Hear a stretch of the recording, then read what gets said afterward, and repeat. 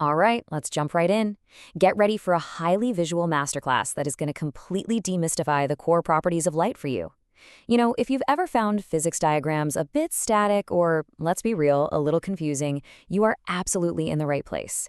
We're treating this like a fully animated walkthrough, zooming right in and highlighting exactly what you need to know. Take a look at the setup we've got here. We're going to use these exact visual tools, the lasers, the prisms, the mirrors, to master the notoriously tricky subject of optics together. Think of this as our own interactive laboratory, perfectly designed for Cambridge O-level physics, or, honestly, anyone who just wants to finally understand how light truly works. To make this complex topic digestible, here is our roadmap for today. Number 1, Station 1, light reflection. 2, Station 2, light refraction. 3, Station 3, lenses. And finally 4, Station 4, light dispersion. I just love how this lays it all out for us. We're literally going to follow the path of a flashlight beam. It shows exactly how light behaves fundamentally differently at each of our stations. First, it bounces off a mirror, then it bends through a glass block, focuses through a lens, and finally it splits into this absolutely beautiful spectrum. Okay, Station 1, light reflection.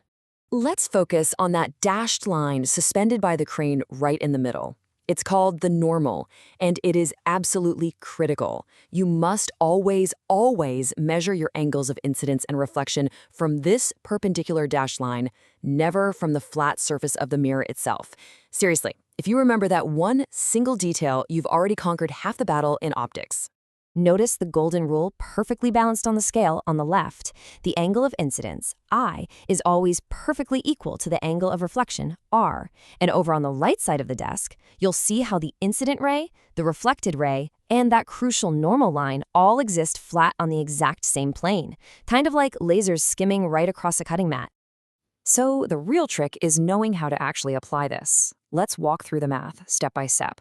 Notice how the incoming ray hits at a 62-degree angle to the surface of the mirror. But remember our rule about the normal? Right, we don't use the 62. We have to subtract it from 90 degrees to find our 28-degree angle of incidence. And because I equals R, well, that guarantees us a 28-degree angle of reflection. It's simple, elegant, and perfectly logical. But what does all this bouncing light actually create? Trace the solid lines from our waving character, hitting the mirror and bouncing right back to the eye.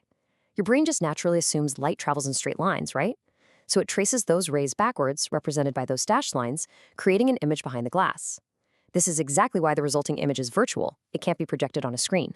It's also upright and laterally inverted, which is just a fancy way of saying your left and right are perfectly swapped. Before we leave this station, let's use this chalkboard comparison to really cement a fundamental difference we're about to encounter. Reflection, which we just mastered, is simply bouncing within the same medium at a constant speed. But refraction, our next topic, is bending into a completely new medium, which means the actual speed of the light is going to change. Just to summarize that clearly, reflection keeps light in one medium with a constant speed, strictly following I equals R. Meanwhile, refraction forces light to cross a boundary into a new medium, which instantly changes its speed, and that's governed by a completely different rule called the refractive index. Moving right along to Station 2, light refraction and total internal reflection. Think about the shopping cart analogy hitting the thick grass here. It's honestly one of the best ways to visualize this concept. As light enters this denser medium, just like the cart's front right wheel hitting the thick grass first, it slows down. And because one side slows down before the other, the entire path inevitably bends towards the normal line. So remember, it slows down and it bends in. The cool part is we can actually measure exactly how much it bends. Check out the formula on the clipboard. N equals sine of I over the sine of R. This little equation allows us to calculate the refractive index. Just think of the refractive index as a measure of exactly how much that specific material slows down and bends the light. In this exact example, light traveling from air into glass gives us a refractive index of 1.51. But hey, what if we push that angle too far from the inside out? To activate a truly stunning effect called total internal reflection, or TIR, you absolutely have to check off these two conditions on our clipboard. First up, light must travel from a denser to a less dense medium, kind of like trying to escape from glass out into the air. Second, the angle of incidence has to be strictly greater than a specific threshold called the critical angle. Watch this three-step progression carefully. It's pretty amazing to see TIR in action. Look at frame 1. A low angle escapes, bending away from the normal. In frame 2, the instructor hits the exact critical angle, and the light skims perfectly along the flat edge. But watch frame 3. As the instructor gradually increases the angle of incidence past that critical angle, the light stops refracting entirely. It literally can't escape. It perfectly reflects back inside the block.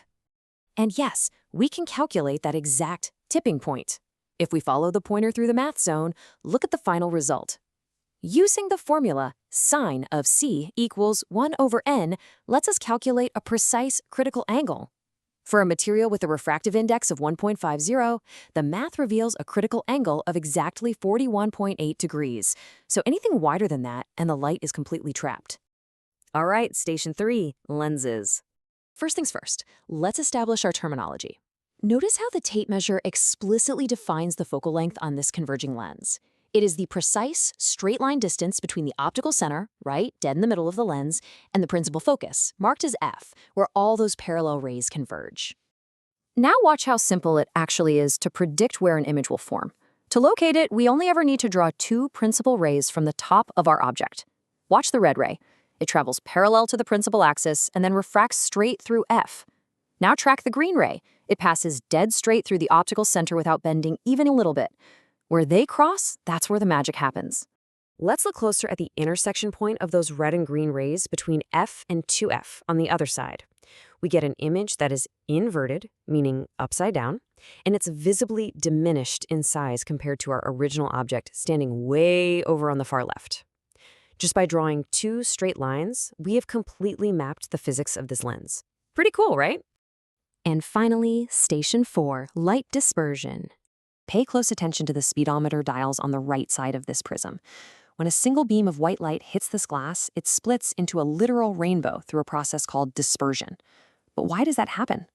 Well, because violet light has the highest frequency, it interacts with the glass the most, and therefore travels the absolute slowest through the prism. And because it slows down the most, it deviates and bends the absolute most, ending up right at the bottom of the spectrum. To really lock this concept into your memory, follow these surfers riding the wave from left to right. It beautifully illustrates the core relationship in the electromagnetic spectrum. As we move from red on the left, all the way over to violet on the right, you can physically see the frequency increasing. The waves are happening way more often, while the physical wavelength gets dramatically shorter and tighter. So, as we review this master board summarizing all 4 of our visual stations, bouncing, bending, focusing, and splitting, I want you to consider this final thought. Optics might seem like complete magic at first glance, but it's entirely governed by these beautiful, consistent geometric rules. If you can master the simple, predictable path of just a single ray of light, what other invisible, mysterious forces in the universe can you begin to confidently understand?